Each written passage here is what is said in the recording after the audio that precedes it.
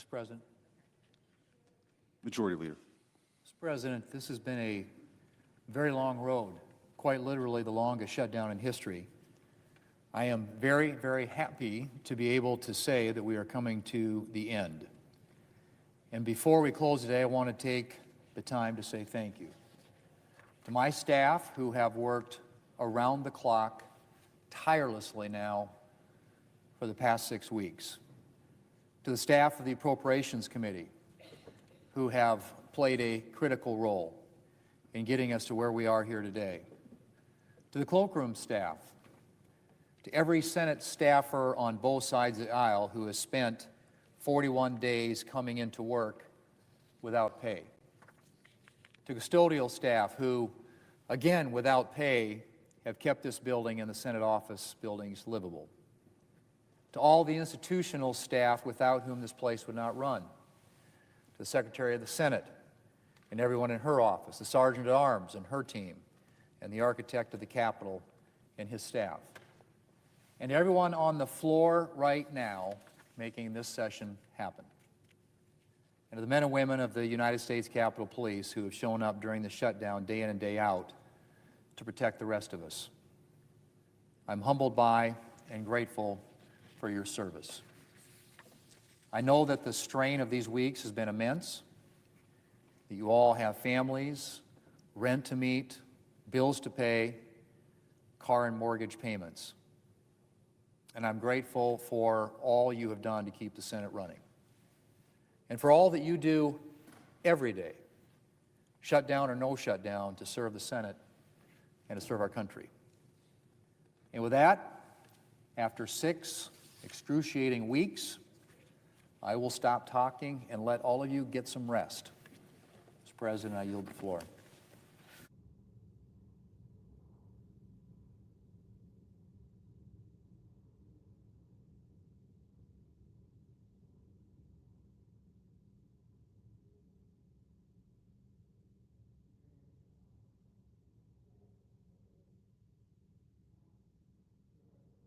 Majority Leader.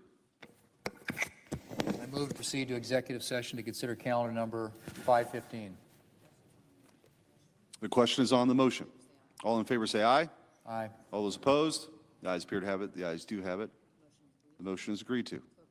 The clerk will report the nomination. Nomination, Nuclear Regulatory Commission, Ho Nie of Alabama to be a member. Mr. President, I send a cloture motion to the desk. The clerk will report. Cloture motion, we the undersigned senators, in accordance with the provisions of Rule 22 of the Standing Rules of the Senate, do hereby move to bring to a close debate on the nomination of Ho Nie of Alabama to be a member of the Nuclear Regulatory Commission, signed by 17 senators as follows. Mr. President, I ask consent to reading the names be waived. Without objection. And I move to proceed to legislative session. The question is on the motion. All in favor say aye. Aye. All those opposed, no. The ayes appear to have it. The ayes do have it. Motion is agreed to. Mr. President, I move to proceed to executive session to consider calendar number 464. The question is on the motion. All those in favor say aye. Aye. All those opposed? The ayes appear to have it. The ayes do have it. Motion is agreed to. The clerk will report the nomination. Nomination, Department of the Treasury, Donald Korb of Ohio to be Chief Counsel for the Internal Revenue Service and an Assistant General Counsel. Mr. President, I send a cloture motion to the desk. The clerk will report. Cloture motion, we the undersigned senators, in accordance with the provisions of Rule 22 of the Standing Rules of the Senate, do hereby move to bring to a closed debate on the nomination of Donald Korb of Ohio to be Chief Counsel for the Internal Revenue Service and an Assistant General Counsel in the Department of the Treasury.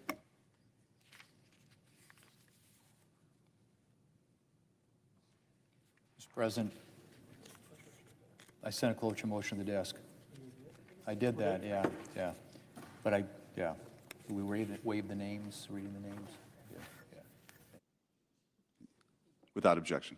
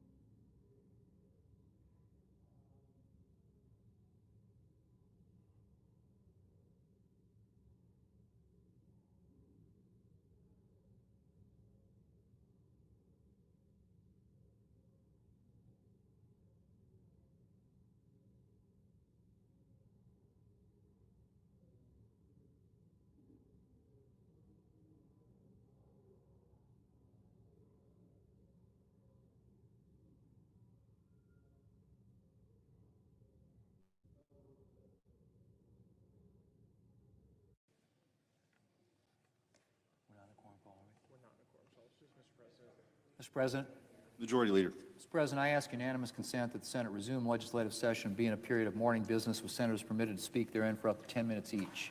Without objection. And I ask unanimous consent that all members of the Republican Conference be authorized to sign duly enrolled bills or joint resolutions from November the 11th through November the 18th. Without objection, so ordered.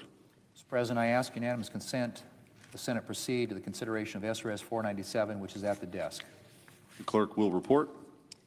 SRS 497, permitting the collection of clothing, toys, food, and housewares during the holiday season for charitable purposes in Senate buildings. Is there an objection to proceeding to the matter? Without objection, the Senate will proceed. Mr. President, I ask unanimous consent the resolution be agreed to and the motion to reconsider be considered made and laid upon the table with no intervening action or debate. Without objection. Mr. President, I ask unanimous consent that the Senate now proceed to the en-bloc consideration of the following resolutions which are at the desk: SRS 494, SRS 495, SRS 496, and SRS 498. Is there an objection to proceeding en bloc? Without objection, the Senate will proceed en bloc.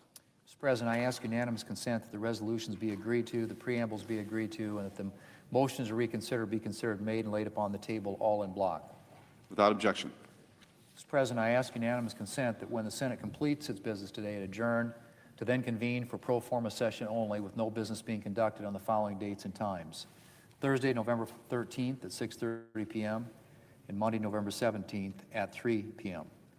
Further, that when the Senate adjourns on Monday, November the 17th, it stand adjourned until 3:00 p.m. on Tuesday, November 18th, that following the prayer and pledge, the morning hour be deemed expired, the journal proceedings be approved today, at the time for the two leaders be reserved for the use later in the day, and the Senate be in a period of morning business with senators permitted to speak therein for up to 10 minutes each. Finally, notwithstanding Rule 22, that cloture motions filed today ripen at 5:30 p.m. Without objection, so ordered. Mr. President, if there's no further business to come before the Senate, I ask that it stand adjourned under the previous order. The Senate stands adjourned until Thursday at 6:30 p.m.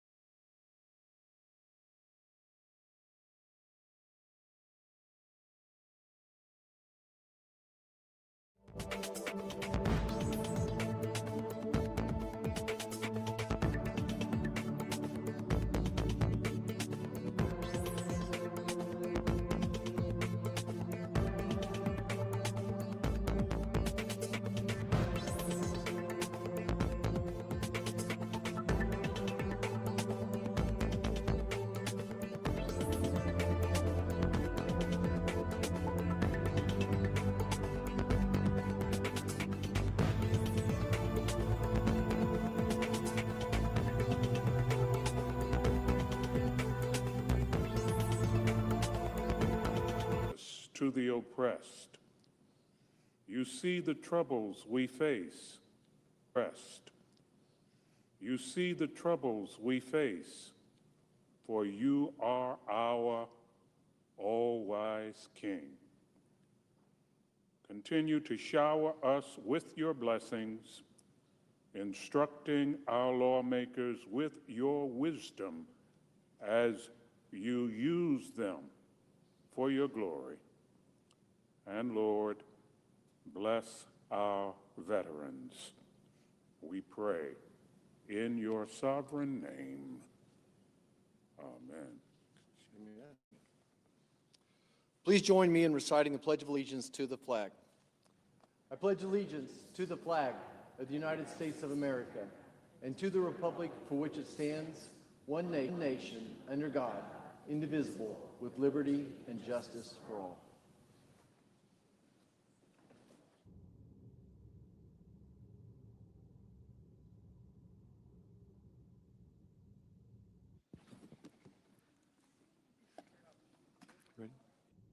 The clerk will read a communication to the Senate.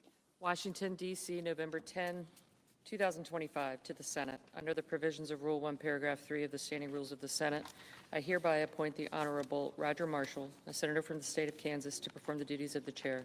Signed, Chuck Grassley, President pro tempore. Under the previous order, the leadership time is reserved. Morning business is closed. Under the previous order, the Senate will resume consideration. The motion to proceed to H.R. 5371, which the clerk will report. Motion to proceed to calendar number 168, H.R. 5371, an act making continuing appropriations and extensions for fiscal year 2026 and for other purposes.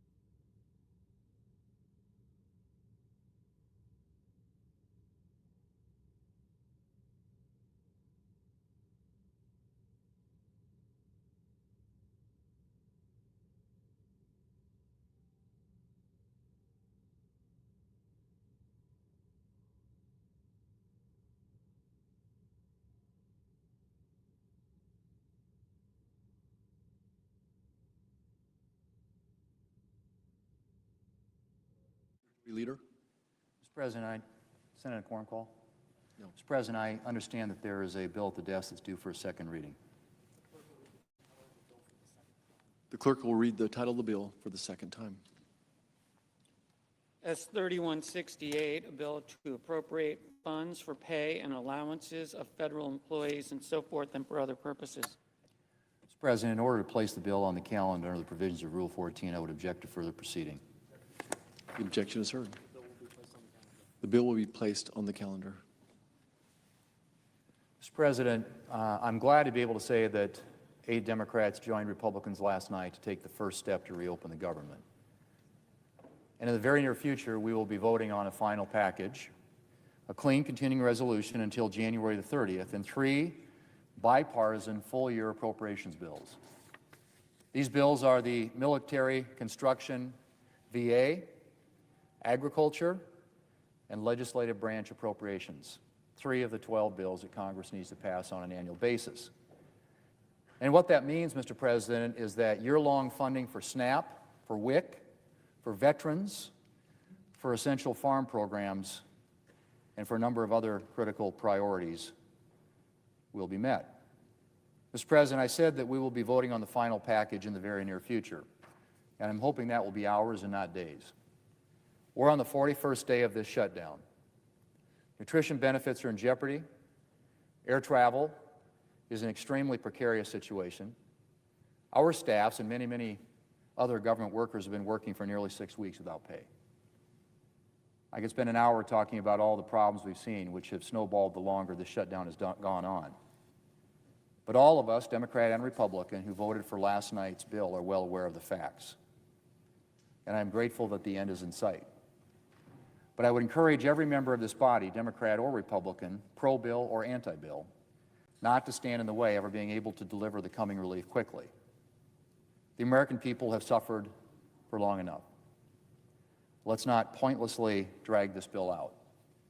Let's get it done, get it over to the House so that we can get this government open. Mr. President, as I have emphasized since being elected Majority Leader last November, I remain deeply committed to advancing full-year appropriations bills through regular order. And we've drafted this continuing resolution to extend to January 30th specifically to give us more time to get this bipartisan work done. I look forward to taking up additional appropriations bills on the floor in the near future. Mr. President, after 41 days, I'm grateful to be able to say that we are close to getting the government reopened. And again, I ask all of my colleagues on both sides of the aisle, of both parties, to make it possible for us to quickly pass this bill. Mr. President, I yield the floor. I suggest the absence of a quorum. The clerk will call the roll. Ms. Alsoo-Brooks.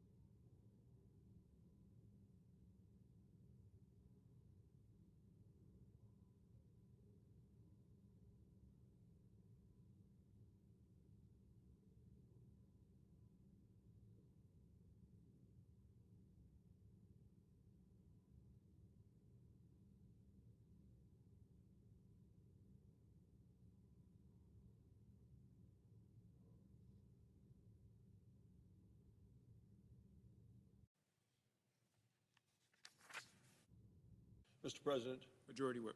Thank you, Mr. President. Mr. President, I ask unanimous consent that the quorum call be vitiated. Without objection. Mr. President, yesterday the Senate took a major step forward on the path to reopening the government. The bill before us is simple. It's clean, it's bipartisan, it's a continuing resolution, and it funds the government through January. It's paired with 3 full-year appropriations bills. So let me repeat that. Appropriations bills for the full next year. Now, these are bills that have already passed the Senate with bipartisan support, broad bipartisan support, I would add, and they were negotiated on a bipartisan basis with the House. They're fully funded in terms of veterans care, and look, this is critical. Tomorrow is Veterans Day. Our veterans need to know that we stand behind them. It's also fully funding on food assistance, SNAP, women, infants, and children. That's what we're debating here on the floor of the United States Senate. I believe it's reasonable, it's responsible, and it's ready to go. Let's remember that this shutdown has caused serious pain to many, many American families. People who have stood in line around the block at food banks all across the country. And that's because 42 million Americans missed their SNAP payments. Flights were delayed and canceled because control towers are understaffed. People there working are overworked. TSA agents and air traffic controllers have been working for the last 6 weeks without getting paid. Yesterday, there were 2,300 flight cancellations. It looks like it may be even more than that today. Yesterday was one of the worst travel days in the last 2 years, and today may be worse. This shutdown has hurt our economy, and it has hurt our country. Now, the government is finally on the path to reopening. This is the right result. This is what the American people need. They need certainty, and opening the government provides that level of certainty that the American people want, especially heading into the holidays. So I want to thank President Trump. I want to thank my colleagues in the Senate and both sides of the aisle who voted to support that.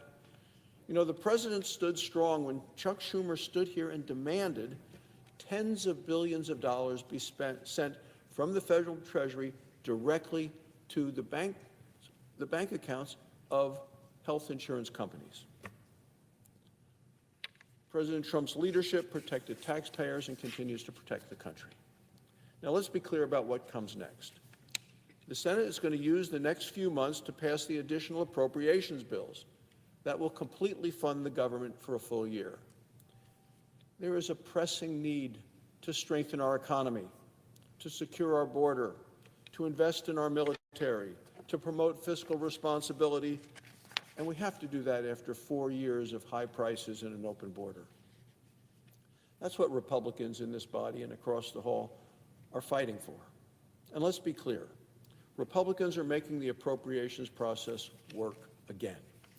Last year, Senator Schumer refused to bring a single appropriations bill to the floor, even though the appropriations committees passed out bipartisan, many times unanimous appropriations bill, but yet the minority leader refused to bring them to the floor. It's no way to run the government. That's no way to run the Senate. It's not leadership. The debate ahead is also about the many failures of the Obama health care law known as Obamacare. This is a debate that Republicans welcome. Mr. President, health care in America is broken and is unaffordable, and it broke the day that they passed Obamacare. Costs have exploded. Obamacare premiums have gone up 221%. That's what happened since the law passed. And recall President Obama at the time said premiums for families would go down by $2,500. It was all wrong.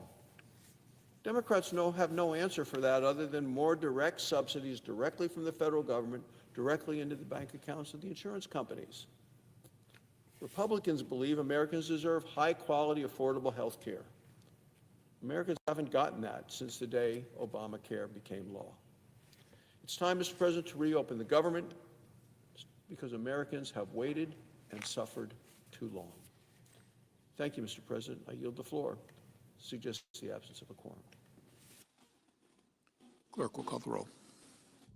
Ms. Also Brooks.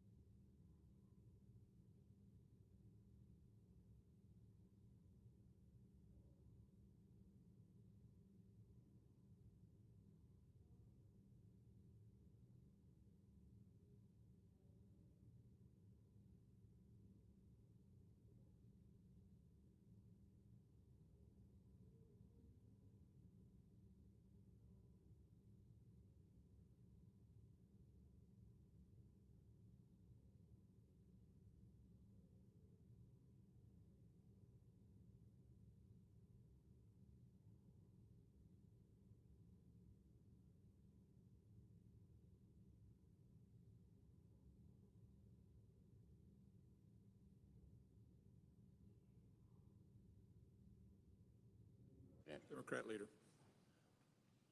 I ask unanimous consent the quorum be dispensed with. Without objection. So, Mr. President, the last 41 days have exposed the depths of Donald Trump's cruelty. He shut the government down longer than any president in American history, took innocent kids, veterans, federal workers as hostages, political hostages, all because he refuses to do anything to fix the health care crisis, and instead keeps pushing policies that will cut people's coverage even more. Look no further than Donald Trump's war on SNAP. Last night, the First Circuit reaffirmed what lower courts have already said. Donald Trump cannot take 42 million hungry people as hostages. He cannot withhold the benefits they need for food for their families. Even now, Donald Trump isn't satisfied. Today, even more cruel, he appealed to the Supreme Court yet again to try and get out of paying full SNAP benefits. The president's done a lot of cruel, nasty, mean things over the years. But going all the way up to the Supreme Court, not once but twice, to ensure kids go hungry is about as cruel a thing as he's ever done. Donald Trump would rather make hungry Americans suffer, make kids suffer, make veterans go hungry and disabled individuals suffer, than do anything to lower health care costs for the American people. The American people will not forget Donald Trump's cruelty and heartlessness over the last 6 weeks. And let me say something else. The American people have now awoken to Trump's health care crisis. Health care is once again at the forefront of people's minds. People now see that premiums are about to skyrocket. They're terrified about how they're going to pay for their insurance. Democrats demanded that we find a way to fix this crisis and quickly, but Republicans have refused to move an inch. So I cannot support the Republican bill that's on the floor because it fails to do anything of substance to fix America's health care crisis. The health care crisis is causing millions of families back home sleepless nights because they don't know how they're going to afford health care insurance so much needed by their families. Doing nothing is unacceptable, but that's the choice the Republican side made in obeisance to Donald Trump. Republicans now own this health care crisis. They knew it was coming. We wanted to fix it. Republicans said no, and now it's on them. When people's out-of-pocket costs double or triple, very soon Americans will know Republicans made it happen. When 60-year-old couples start paying $20,000 a year for health insurance, they'll know Republicans made it happen. When 4 million Americans lose insurance, when kids with cancer are priced out of coverage, when families face financial ruin, they'll know Republicans made it happen. And the pain will only get worse as more and more people on ACA and with private insurance see their premiums go up and up and up. People out there are struggling. It's harder to make ends meet. Rent is up, groceries are up, people's electricity bills have gone up, and now, thanks to Republicans, health care costs will spike dramatically. The past few weeks have exposed with shocking clarity how warped Republican priorities truly are. While people's health care costs have gone up, Republicans have come across as a party preoccupied with ballrooms, Argentina bailouts, and private jets. Republicans' breach of trust with the American people is deep and perhaps irreversible. And now that they have failed to do anything to prevent premiums from going up, the anger that Americans feel against Donald Trump and the Republicans is going to get worse. Republicans had their chance to fix this, and they blew it. Americans will remember Republican intransigence every time they make a sky-high payment on health insurance. Yield the floor. Note the absence of a quorum. Clerk will call the roll. Ms. Alston-Brooks.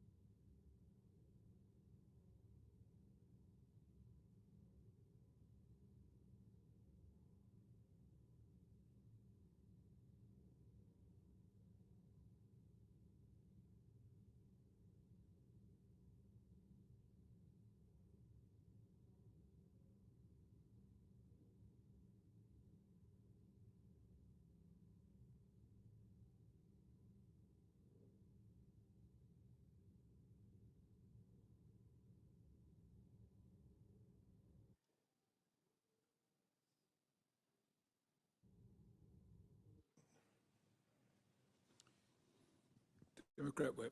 Are we in a quorum call? Yes. I ask unanimous consent the quorum call be suspended. Without objection.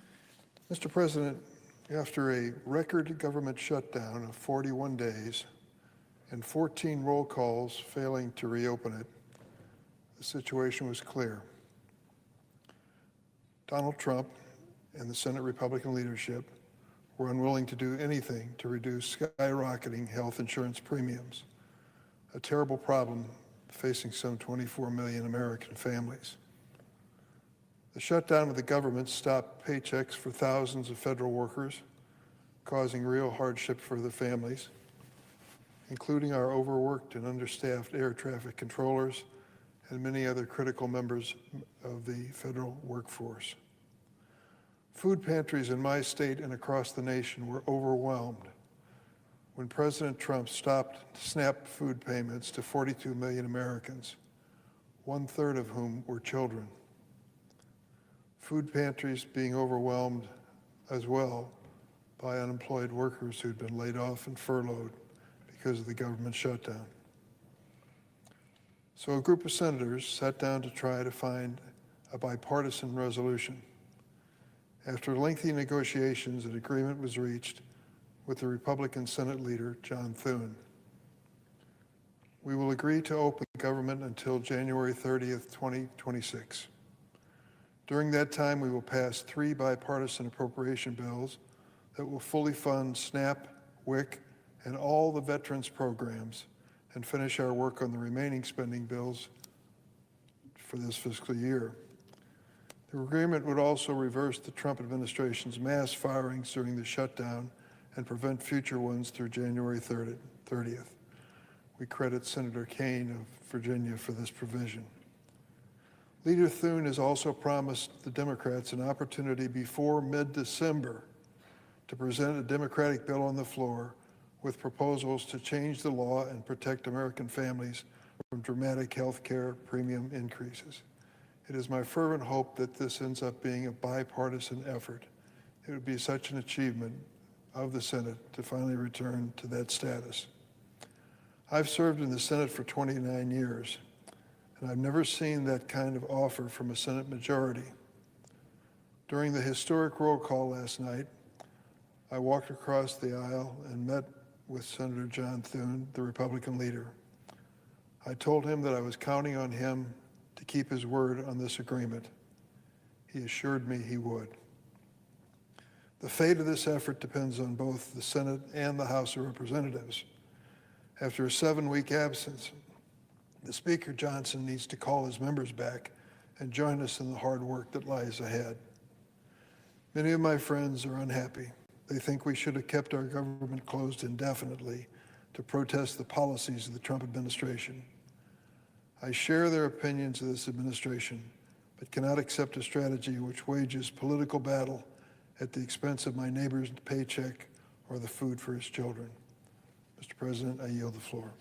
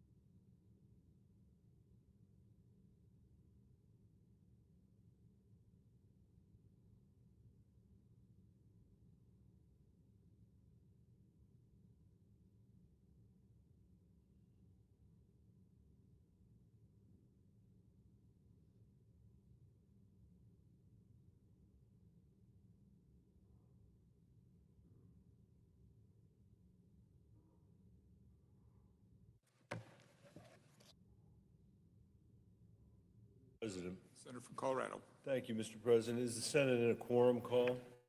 No. Thank you, Mr. President. I appreciate the opportunity to come to address my colleagues today in the Senate, Mr. President. During the course of this shutdown, what has now become the longest shutdown in American history, there are a lot of people around the country wondering about what has been at stake in this debate and in this argument. And I think with every day that has gone by, it has become clearer and clearer what is at stake. I have heard my Republican colleagues, including the leader of the Republican Party in the Senate, come to the floor to say over and over and over again that not a single Republican in this chamber, not a single Republican in the United States Congress voted for the Affordable Care Act when we passed it in 2010. And for them, that's a badge of honor. That's a badge of honor that they recall from the last extensive debate we had around here about health care. And I deeply regret the fact that they are so proud of not having voted for the Affordable Care Act. It's true, there was not a single Republican in the Congress that voted for that bill. And that bill was far from perfect, I'll admit that.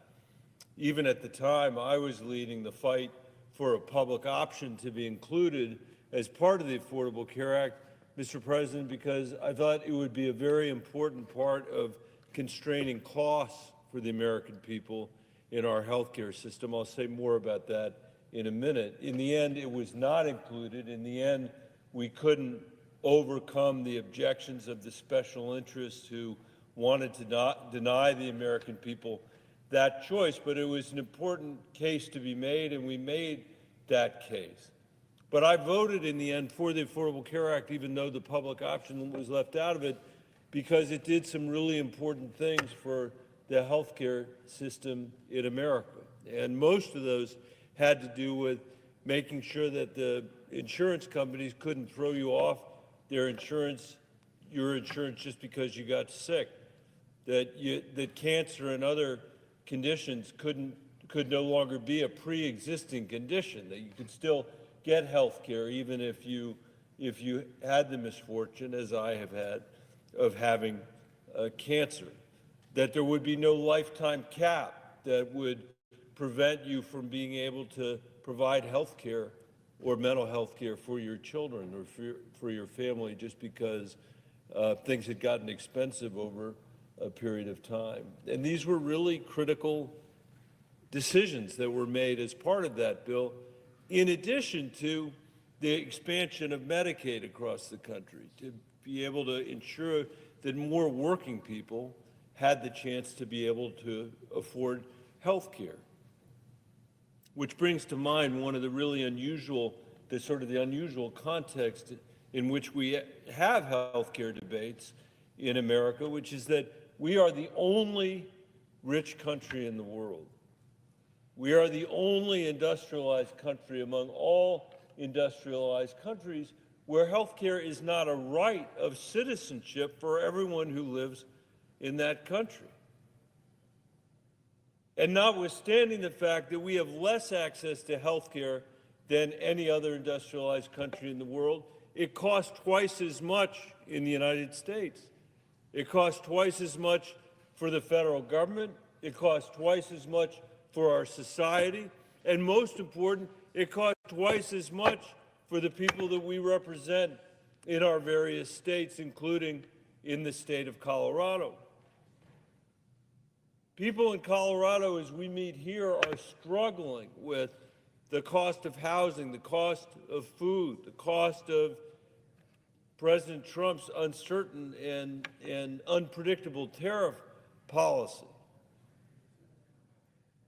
But they are also continuing to struggle with the cost of health care because we are spending twice what any other industrialized country is spending to get a worse result.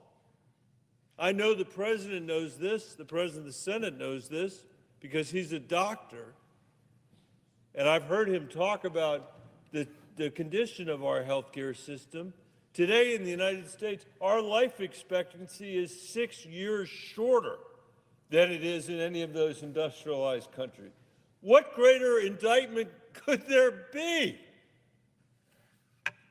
of this system? In the 1970s, we had the same life expectancy as the rest of these countries. In fact, we were in the middle. And in the years since, we have fallen farther and farther and farther behind as we have spent more and more and more money. Because the system we have is so shot through with benefits for special interests, among other things, and a complete lack of transparency, which is a fancy way for saying that literally nobody has any idea what anything costs in our healthcare system.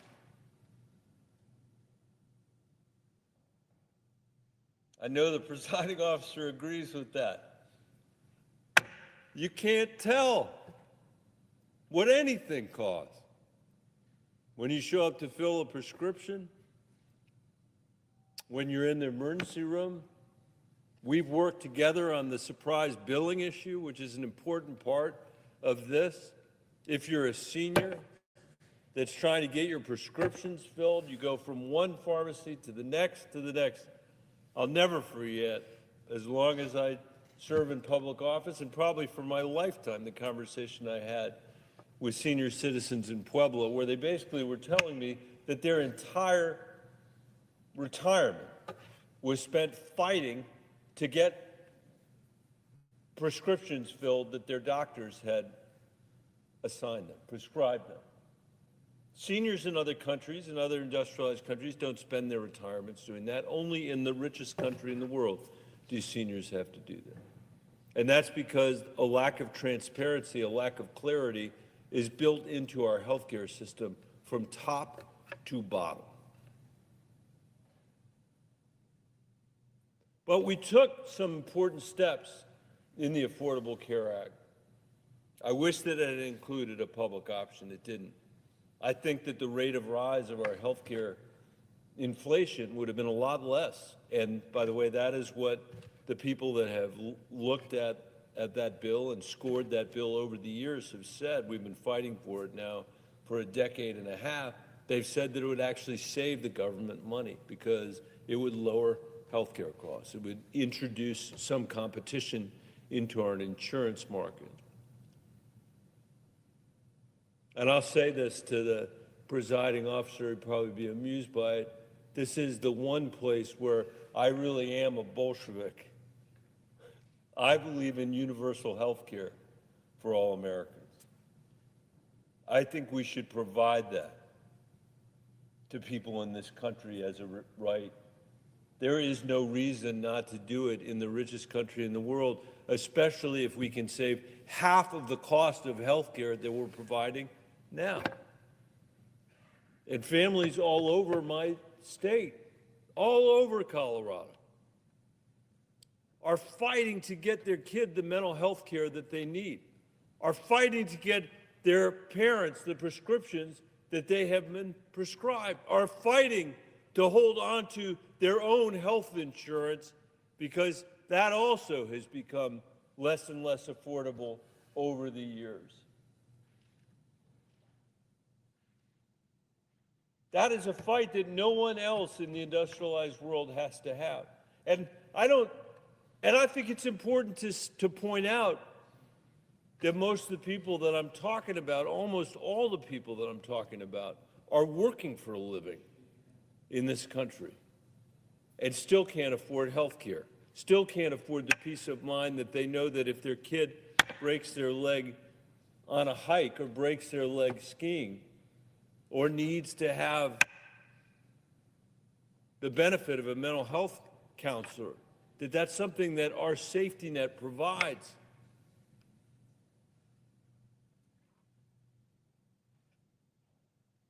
Because health care should be a right. It is a right. And whether you get it or not shouldn't be determined on how wealthy you are or where you live, Mr. President.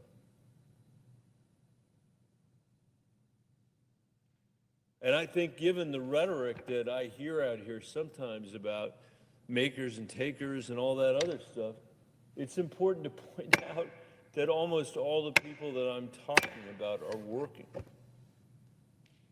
or taking care of children or are retired.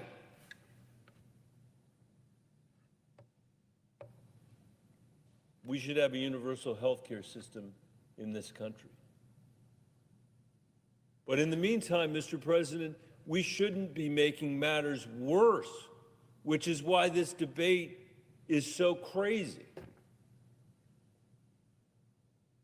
When we passed the Affordable Care Act without a single vote from the Republican Party in the House or the Senate, they said that they were going to make President Obama a one-term president. They said I was going to lose my Senate seat. In fact, I was asked on national television whether I would lose my Senate seat as a result of my vote on the health care bill, and I said, if that's the cost of being here for that period of time, it's worth it. I'm happy to lose based on that vote. And they ran ad after ad after ad during that campaign, attacking me for being the 60th vote for the Affordable Care Act. And because I survived and a couple other senators barely survived, we were able to preserve that bill, and 30 million people who would have lost their health insurance in America didn't lose their health insurance. And then the efforts in the House began to repeal the Affordable Care Act. And Mr. President, they voted, I lost count, I think it was 70 times to repeal the Affordable Care Act in the House of Representatives, at least 70 times. They never were able to do it, and the longer it was there, the more people came to see the benefits of the insurance protection, came to see the benefits of the expansion in Medicaid, came to see the benefits of at least having a little bit of comfort that they couldn't just throw you off your insurance because they felt like it.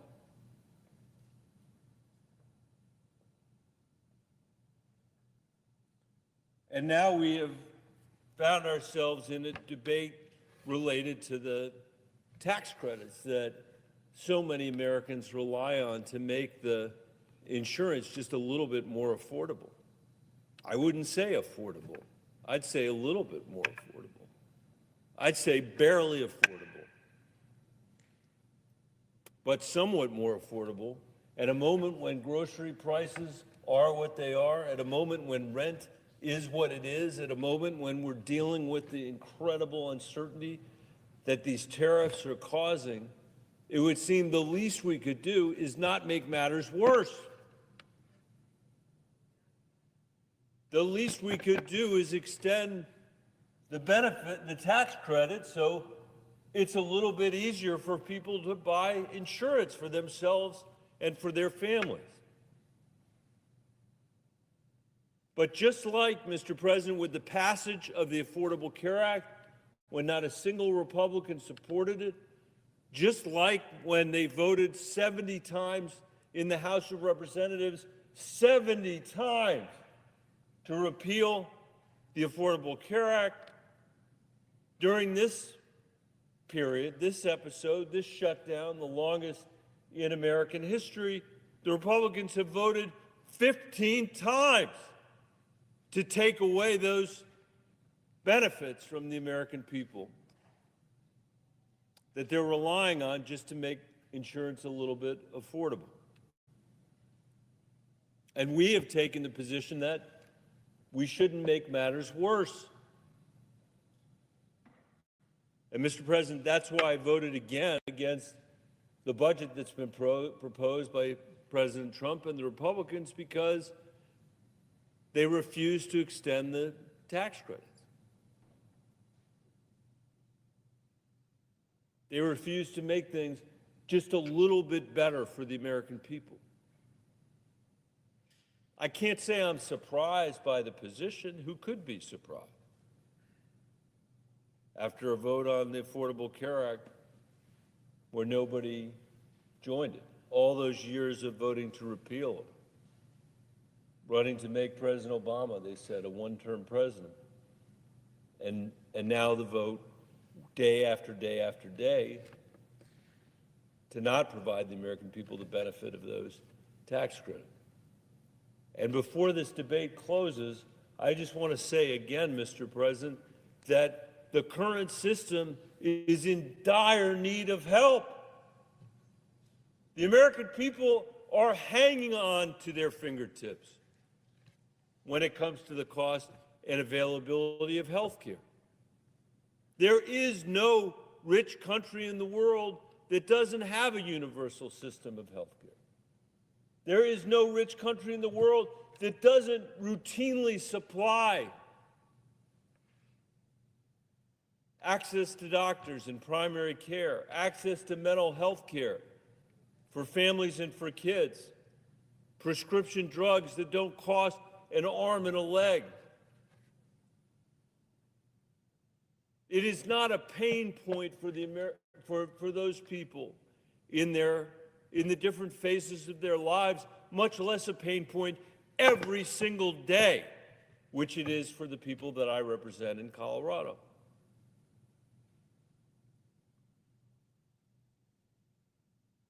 So apparently President Trump is going to get his way, and those tax credits are not going to be extended by the majority here. And the cost of health insurance in Colorado is going to increase by 200% for some people, 300% for some people, 400% for people that are living in rural areas in my state. That's thousands and thousands of dollars to a typical family that just doesn't have that kind of money, Mr. President. And I just want to remind everybody in this chamber that when this debate is done, we still have a very important project that we need to be engaged with the American people. And that is to be able to provide a health care system like other wealthy and industrialized countries have provided, where people can count on their health care, where they know it's not going to cost them an arm and a leg, where they know in the course of their lifetime there are other things they can worry about, like the cost of their rent and the cost of food. But one thing we're going to do is take care of this problem, just as countries all over the world have taken care of it for their citizens.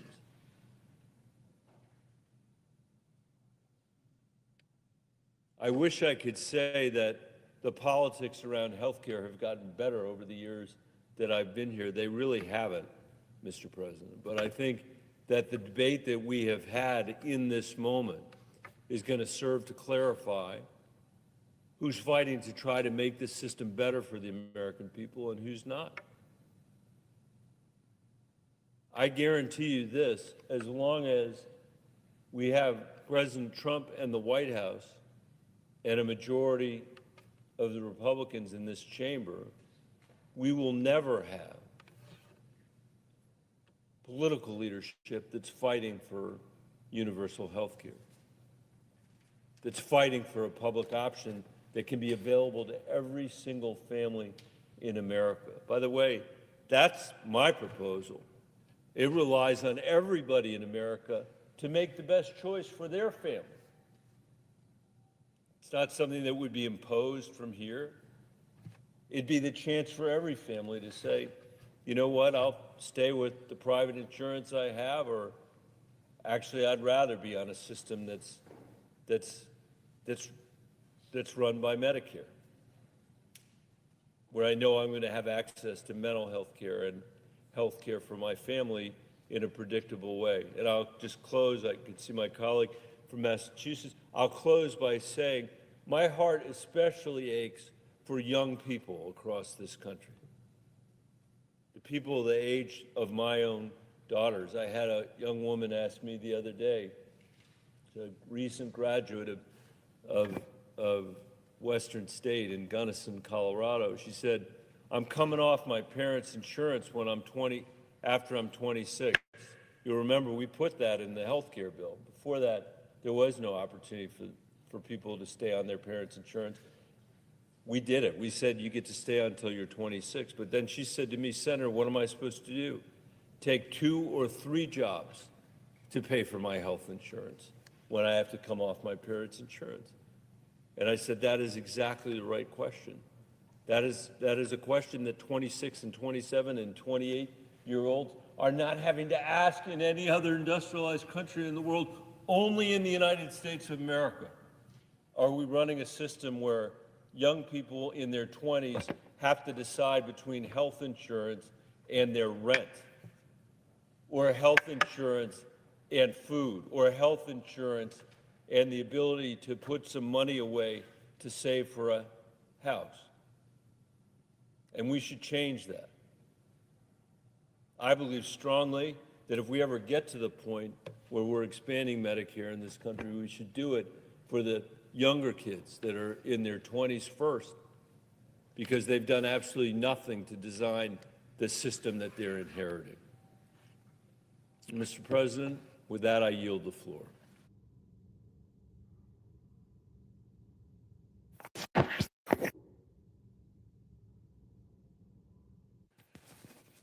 Mr. President. The senator from Massachusetts. Thank you, Mr. President. Mr. President, our dedicated federal workers deserve to get paid. And I'm glad this deal means that the government will reopen, that public servants will be returning to work, and that they will receive their paychecks, including back pay. And I'm also pleased that this deal will prevent Donald Trump from further delaying SNAP benefits for hungry children, senior citizens, and families, using hungry people as political pawns, which is what Donald Trump has been doing, is disgusting.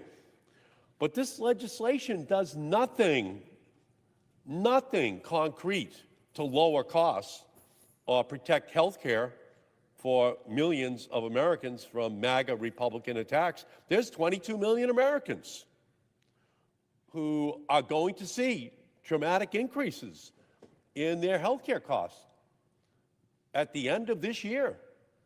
22 million Americans who are going to be very concerned about the health care of their families. I cannot support this deal. I cannot support a deal that does not say to those 22 million American families, including 337,000 of them in the state of Massachusetts, that we have not been able to reach an agreement here because Republicans refuse to come to the table to talk about their health care costs that are about to skyrocket, and for many of those 22 million families, skyrocket out of the ability of those families to even have health insurance. And this is on top of their housing bills, their grocery bills, their electricity bills, all of their day-to-day needs that are absolutely skyrocketing. And of course, if they can't already deal with all of those other bills, seeing those bills skyrocket thousands of dollars for their health care, or tens of thousands of dollars for their health care, because of the Republicans' decision to kill critical Affordable Care Act tax credits, are going to be devastating for those families. I have one constituent, Jeff from Natick, who right now, because of the health care tax credits, has a $30,000 bill for his stage 4 cancer drugs, lung cancer. If they expire, his bill is $300,000 a year. That's what we should be debating out here. And by the way, there are 22 million stories just like that that are about to hit American families. And this health insurance time bomb, coupled with deep cuts to Medicaid, will also be a brutal 1-2 punch which devastates community hospitals throughout the United States, leaving millions of Americans with reduced care or no care at all. So here's what we have right now. 22 million American families are starting to think about what's going to be on their table for Thanksgiving. Just coming up in 2-3 weeks.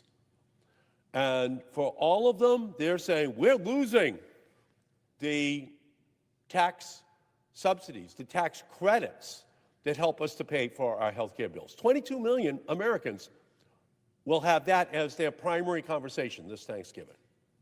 The Republicans who serve in the House and Senate, they're not going to have that conversation because their health care coverage is going to continue. So what about those 22 million American families this Christmas, this Thanksgiving, who are losing their benefits? What are the Republicans saying to them? Because they're going to be scared. They're going to be angry that they will not be able to afford this holiday or any holiday in the future because their health care bills are just going to be going up by thousands, tens of thousands of dollars a year, which they don't have. And again, it's in the context of their electricity rates, their food costs, their clothing costs.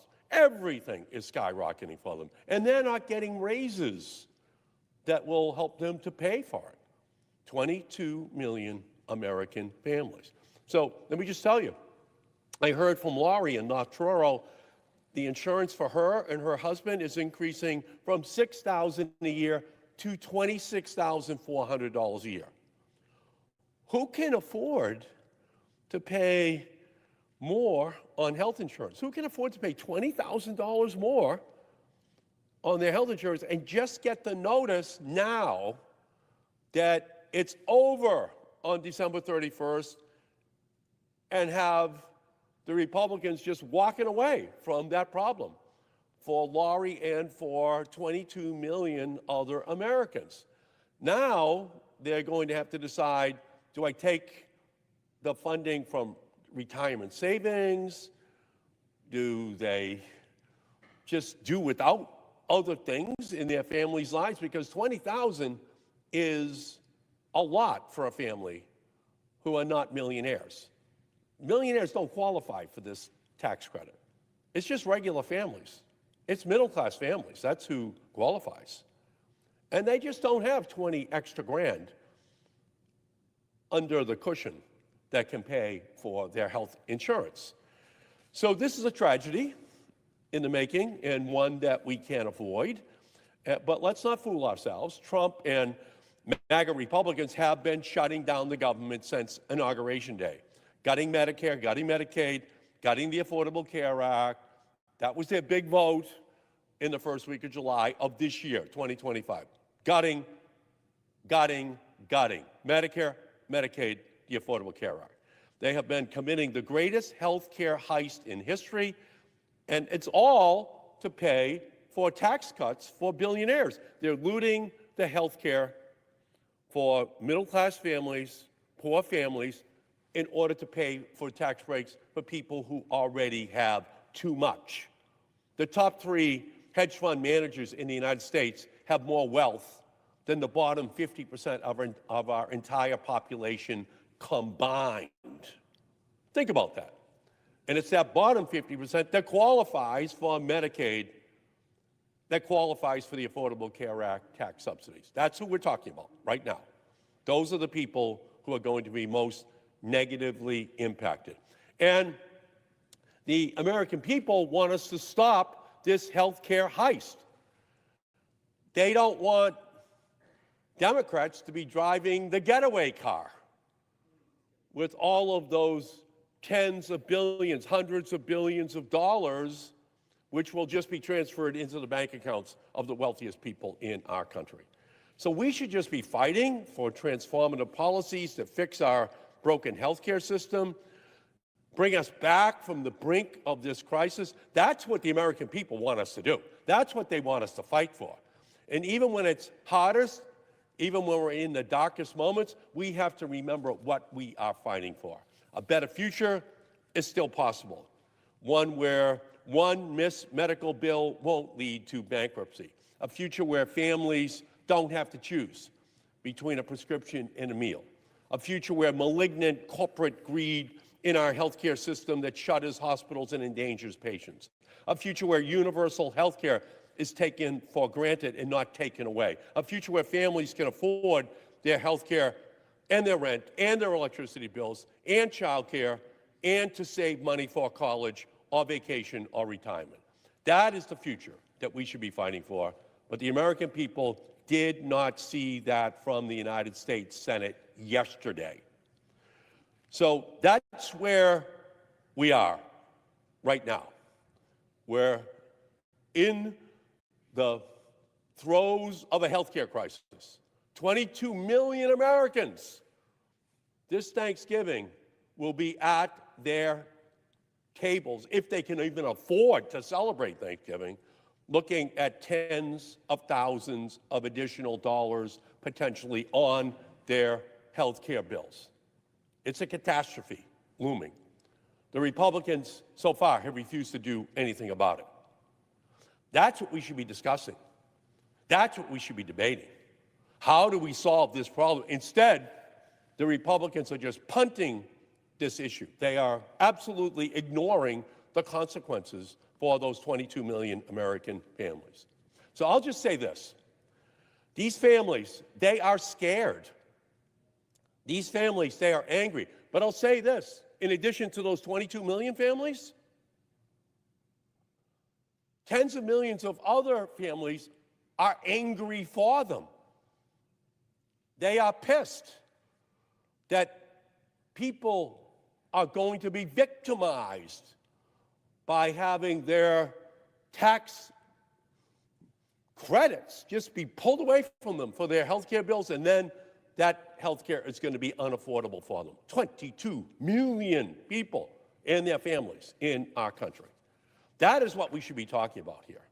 And now the Republicans at the 11th hour are asking us to trust them that they will have a vote on extending the tax credits Americans rely on to afford their insurance. Remember when earlier this year Trump promised, we're not going to touch Medicaid. Remember that? Trump said, we're not going to touch Medicaid. 4 months later, he decimated it. Remember when Trump promised he would love and cherish Medicare? Then he slashed $500 billion from Medicare. How are we supposed to trust them? So to all of the Senate Republicans inclined to oppose a simple one-year extension of the Affordable Care Act, premium tax credits when a vote is held in December, credits that are hugely popular in both red and blue states, just remember that you do so at your own political peril. The American people are watching. They're angry. They want to know who is on their side. And they're going to remember your vote. They're going to remember your vote if you do not solve this problem. Thanksgiving is going to be the worst Thanksgiving ever for millions of families, knowing that they're going to lose their health insurance. And the Republicans can do something about it. And unless and until they do so, then we're about to hit a healthcare tragedy that was avoidable and that the Republicans have, in fact, created. This is a man-made crisis. And that man is the President of the United States, and the Republicans here on the floor of the Senate are following him blindly in a way that is going to result in harm to 22 million Americans and their families. So this is the moment, this is the time, this is the place, this is where people should be standing up to fight for those people. Health is the first wealth. Health is the most important wealth. Without your health, you have nothing. You have nothing. Everything else is built upon health. Everything. And the Republicans are taking away that health care from 22 million Americans. This is not the way to send families into Thanksgiving and Christmas. This is not the way we should be treating people. We're the wealthiest country in the history of the world. Yale University has made it very clear that 50,000 people additionally are going to die per year if all of Trump's health care cuts go into place. That's 500,000 people dying over the next 10 years if these health care premiums, Medicaid, is slashed. That's on this body. That's on this Senate. That's on the Republican leadership. And all I can say to you is that this is a mistake. It's an historic mistake. It's cruel. It's wrong. It's not what we should be doing to those who are most vulnerable, most in need in our country.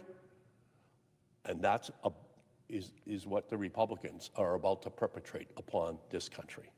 We're better than this. You can't have trillions of dollars in tax breaks for the wealthiest and then saying we don't have enough money for those who are sickest. You only have room for a tax break after you've taken care of the sickest people, the people most in need of health care in our society.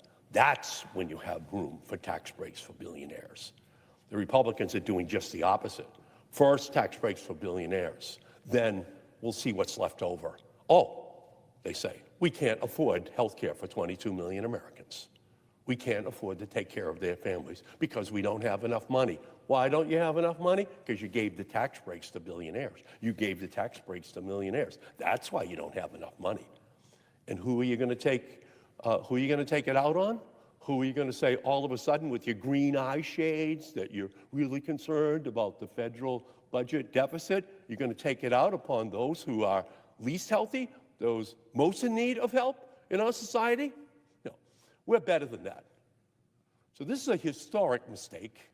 But just remember, the Republicans have always harbored an ancient animosity towards Social Security and Medicare and Medicaid and the Affordable Care Act. They voted against all of those programs. And now with Donald Trump, they have an ability to gut them.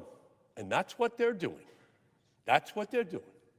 When they had a chance to stand up and say, no, let's be reasonable, let's keep the health care subsidies, which are most needed, they just are walking away right now.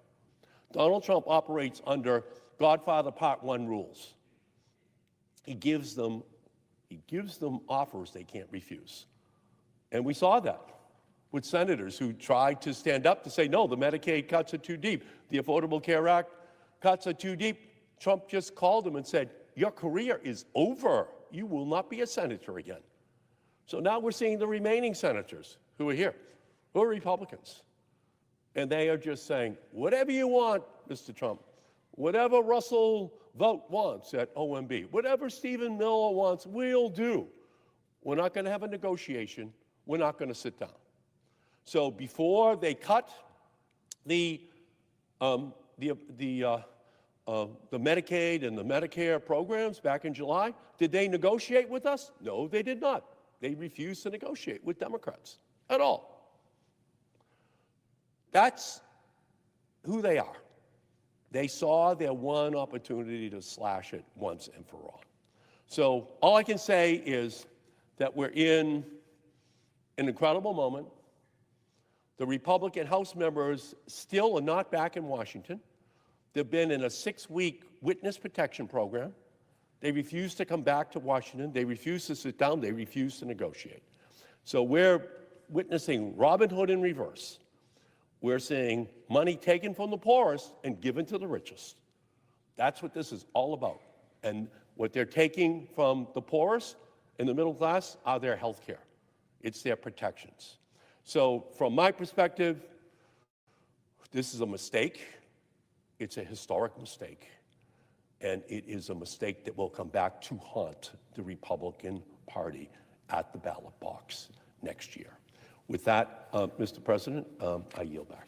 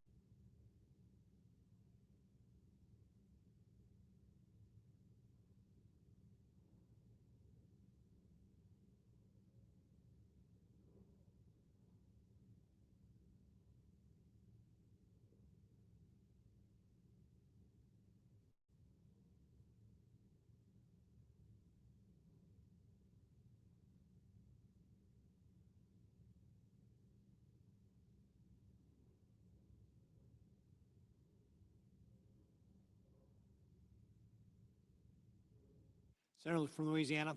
Mr. President, I've been coming to the floor to speak about how can we go forward in a way which actually lowers lowers the cost of having health insurance for those who are on the exchanges and begin to build to a future where we lower the cost of health insurance and health care for everybody, whether you're on an Obamacare exchange or an employer-sponsored insurance or you name it. And so we know there's going to be a vote as part of this agreement to reopen the government on what to do about the exchanges. So we need to be thinking and talking about the solutions that are out there that benefit the American people. And of course, what the issue is underlying, people cannot afford their health insurance. They cannot afford their health care. Those are two different things, by the way. The cost of health care is what dictates, theoretically at least, the price of health insurance. If you lower the cost of health care, then you would lower the price of health insurance. I saw this as a physician practicing in a hospital for the uninsured for 20 years. I should say the uninsured and the poorly insured. There have been middle-income people who could not afford their insurance and/or could not afford their health care. So how do we get out of it? Well, first, it's complicated. We've got to be creative, and we got to abandon set positions. Sometimes we're in this chamber, and all we do is stick to our guns, and if the other party suggests something, we automatically reject it. We've got to move beyond that, not as, oh my gosh, the other side proposes, I reject, but rather, wait a second, let's listen. Is there a solution here that can benefit the American people? Now, Obamacare tried to make, and has tried to make, health care affordable, health insurance affordable, by just throwing billions at it. And the problem with that doesn't make health care affordable.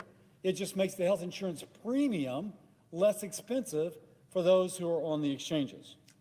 But this actually drives up the cost of insurance for some and does nothing about the underlying health care costs driving up the premiums for others. So what's my proposal? I would propose that we, instead of paying insurance companies to manage more of our billions, why don't we trust the American people to manage their own resources, to manage their own care, with something which I call a pre-funded federal flexible spending account. Now let's first talk about the enhanced premium tax credit, which is the center of this discussion. Just a primer. Let's get the basics. There are two types of premium tax credits used to fund insurance for those who are on the Obamacare exchanges. One is the baseline tax credit in the original Obamacare law, which helps pay for the premiums for those who earn less than 400% of the federal poverty level. But that didn't control costs, and so during the COVID epidemic, the Biden administration put in something called the enhanced premium tax credit. It provides some additional benefits for those less than 400% of federal poverty, but it gave additional benefits for those above 400% of federal poverty. If you will, acknowledging that Obamacare had not controlled health care costs and premiums on the exchanges for those above 400% have become unaffordable. So let's be clear. The discussion we're having now is not about the baseline premium tax credits. It is about the enhanced premium tax credits, which started under the Biden administration. So it begs the question, why were enhanced premium tax credits necessary? Well, as we said, the cost of health care has continued to rise. And you can argue that if you're going to an insurance company and you're saying, we're going to give you more money if health care costs more, that they do not have the incentive to help control those health care costs. Now, I am not here to bash insurance companies. They are essential to our society. So just put that out there. But if you have the choice of giving the money to the patient for her to manage it or giving it to the insurance company, I think we should give it to the patient. So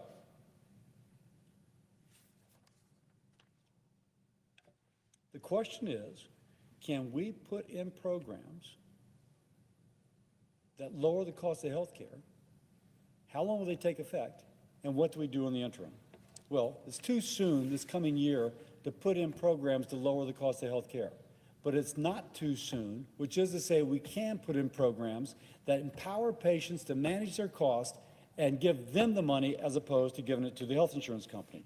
But to do that, we got to think differently. So, how do we lower costs for the coming year for the individual who's on the exchanges? Now, it's important to realize that the total cost of having health insurance is not just the premium, but it includes the deductible and the copay. So if you can help with the deductible and the copay, that is as effective or even more effective than helping with the premiums.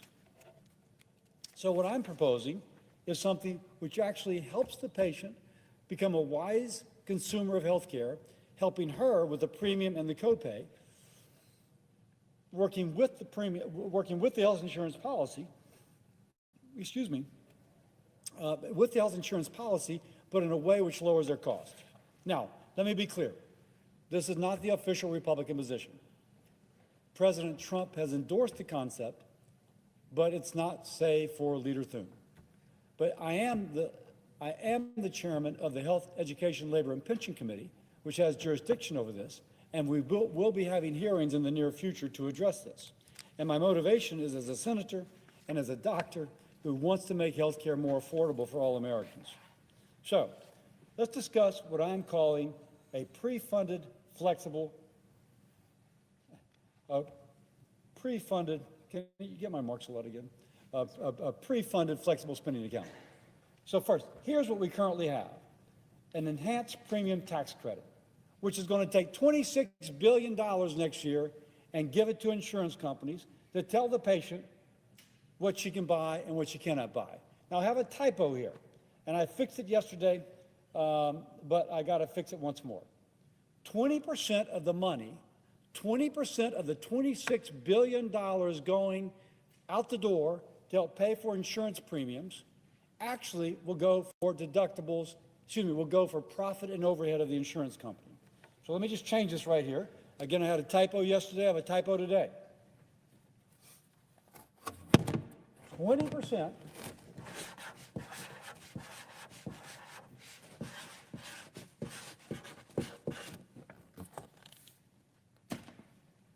20% of the money we're giving to the insurance companies under the enhanced premium tax credits goes for profit and it goes for administrative overhead.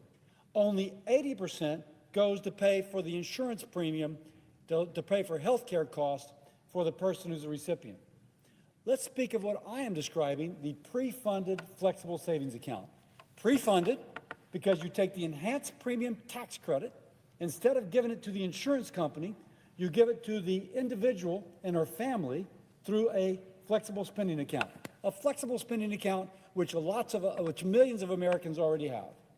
She can use this money to pay for prescription drugs, for dental work, for medical care, eyeglasses, orthodontia, much more flexibility than through a traditional insurance policy. And the key thing is, whereas if we give the money to the insurance company, 20% goes for profit and overhead. If we give it to the patient, 100% goes to health care that she needs. 100% goes to her family's health care needs. 100%, not 80%. This is better value for the health care dollar. Next, please. Oh, I'm sorry. Do I have another slide or not? I have to stand on this floor. Now, who would get it? Every eligible American citizen on the exchange would receive a pre-funded flexible spending account equal in value to the enhanced premium tax credit they would have received had the money gone to their insurance company. It doesn't pay for insurance premiums, but it pays for the actual health care that they actually need. Now, I'm pleased to say, next slide, President Trump has tweeted in support of the concept. Now, of course, I'm pleased to be aligned with the president on this. He says he recommends that instead of giving hundreds of billions of dollars, and this is President Trump's rhetoric, to money-sucking insurance companies, the money should be sent directly to the people so they can purchase their own much better health care. Notice the caps. That is a President Trump tweet. I'm pleased to be aligned with the president, but for my Democratic colleagues that want to guarantee that whatever we pass will get a vote on the floor of the House of Representatives, this is effectively a guarantee that if we pass a program like this, it can get a vote on the floor of the House of Representatives. If the president asks Speaker Mike Johnson to bring it up for a vote, Speaker Johnson will. So if you're just thinking, just imagine, my Democratic colleagues, how do we get something that 100% of the money goes for real health care? It doesn't go to insurance companies where 20% goes for profit and overhead. It's a system already used by millions of Americans. And may I say, it all but guarantees to get a vote on the floor of the House of Representatives. This tweet gives them that assurance. Now, some immediately begin to criticize the president, assuming that he was going to take all the money going for health insurance premiums and put it in one of these flexible spending accounts. That's not true. Go back to what I said earlier. We only are talking about the enhanced premium tax credits, which would pre-fund this flexible spending account. We are not talking about the baseline premium tax credits that are part of the original Obamacare article. By the way, Republicans want people to have coverage. This doctor who used to take care of the uninsured wants people to have coverage. Now, the more I've discussed this, and this is the fourth or fifth time I've given this talk, I'm pleased to say that some of my Democratic colleagues are saying, hey, we can talk about this. Not quite there yet, but I see the wisdom of it. I'm willing to move forward with it, and I thank them for that. I want everybody in the Senate to put aside their prejudice, which sometimes is that if one side proposes it, it must be wrong. And I'll say to my Democratic colleagues, what I am proposing with the pre-funded flexible spending account is actually more closely aligned with how the original authors of the Affordable Care Act wanted that legislation to be implemented. I find it ironic that some of my Democratic colleagues are rejecting something which is closer to the original bill. But I think they're rejecting it in part because of misunderstanding, lack of knowledge, and maybe for some because the Republican is proposing. Put that trench warfare mentality behind you. Think about it. Could this be better for the American people? Can this accomplish the goal of making the possession of health insurance and paying for my family's health care more affordable? Now, for those who think this is too complicated, let me say that 72% of Americans who get their health insurance through a federal employer, a state employer, a local employer, 72% of us have a flexible spending account. My family and I have a flexible spending account. 47% of Americans who are in private insurance have access to a flexible spending account. Doesn't mean they take it, but it just means they have access. Millions of Americans are already using flexible spending accounts. What I'm proposing, let's just give the same option to people who are on the individual exchanges. Now, and by the way, let me just make the point. My wife and I, our family, we are on the Obamacare Small Business Exchange. Everybody in Congress is on a Obamacare Small Business Exchange. I am getting my flexible spending account through an exchange. All we're saying is open up the window just a little bit to allow those who are on the individual exchanges to likewise access that which I am getting through the Small Business Exchange. This merely extends what is current law for some people on their health plan to extend it to those who are within the individual exchange. The federal government can take the laws, the tools, the vendors, the department it is already using and implement a pre-funded flexible spending account for those on the individual exchange. Why is that important? Because that can happen for plan year 2026. I'm asking, well, what are we going to do about the people next year? This is about next year. How can we help those folks signing up for insurance right now for 2026?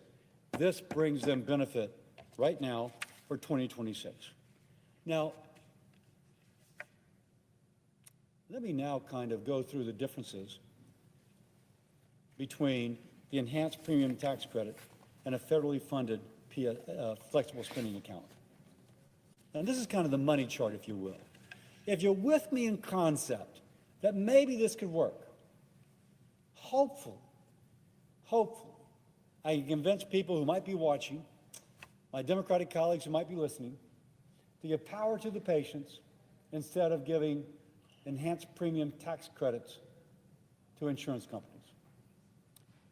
Okay, who gets the money?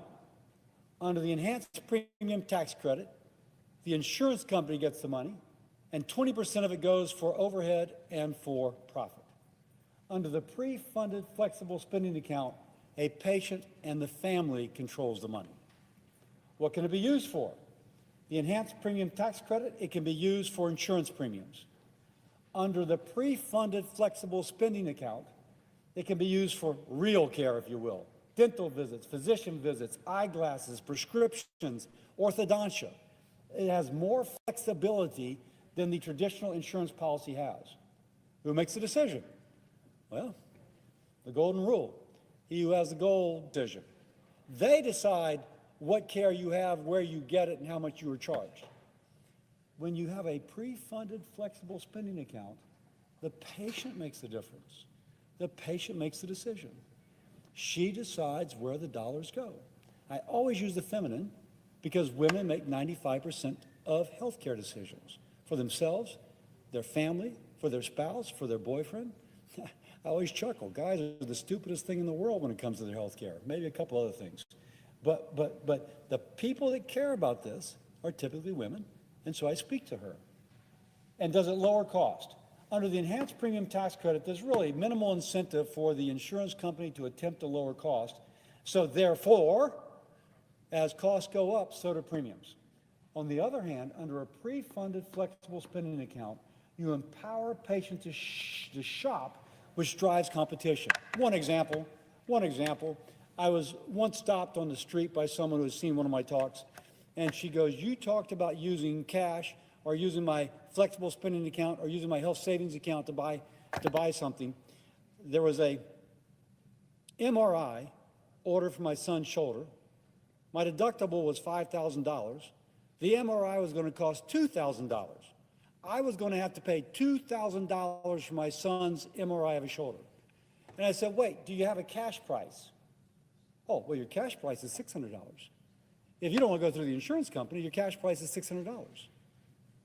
Now, the typical Obamacare plan has a deductible anywhere from $3,000 to $6,800. So if we're talking about an MRI costing $2,000, you're still within the deductible. If you have a flexible spending account, you're not paying for that out of your pocket, you're paying for it with your flexible spending account, and you can ask, what if I give you cash instead? And they'll give you the lower price, not the higher price if there's a lower cash price, and there often is. This turns that woman, that family, into an informed consumer, and that begins to drive down the cost.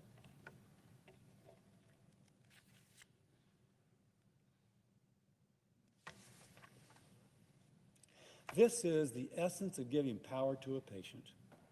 The patient picks the best deal for her health and the best deal for her family's pocketbook. The pre-funded flexible spending account doesn't treat someone like a dependent of the federal government. They treat them like somebody who can make wise decisions for themselves and empowers them to make wiser decisions than the insurance company itself can.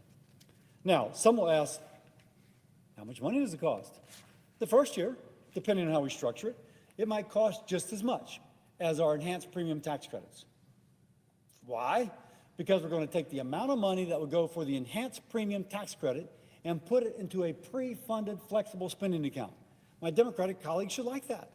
They should say, wait a second, okay, it's still given the same value. In fact, I would argue better value, because when you give it to the insurance company, 20% goes to profit and overhead, and when you give it to the patient, 100% goes to real care, but the cost the first year will be about the same.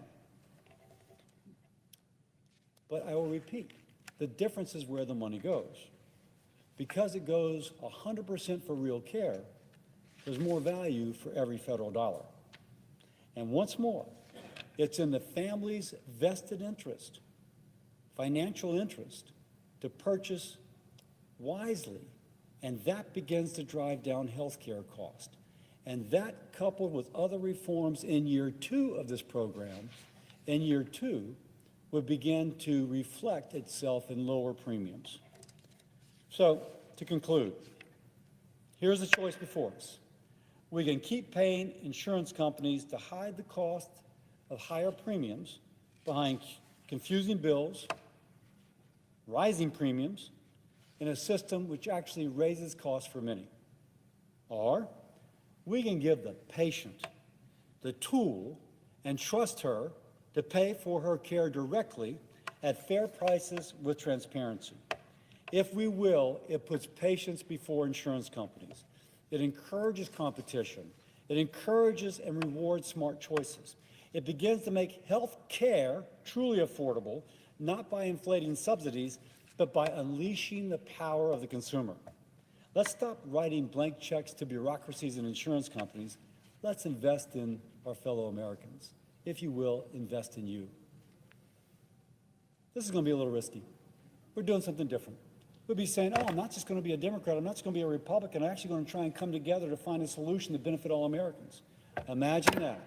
Congress putting partisan politics behind us to come up with a creative solution that actually benefits Americans a little bit out of our comfort zone. It's what we should be doing every day. I call upon us to do that today. We have to be willing to take the risk to solve the problem, not be afraid to do something different. We have to be willing to tackle complex problems, not retreat to our trench, which is labeled Republican or Democrat, and be afraid to come out to find a creative solution. I'm a Republican, but more than that, I'm a doctor who for 20 years tried to care for those who could not afford their health care or their health insurance. I invite my 99 colleagues to join me trying to find affordable health care and affordable insurance for fellow Americans. Let's be creative. Let's do it. And let's not just reject a proposal because maybe my side or your side proposed it. Let's fix health care. Let's give patients the power. And with that, I yield.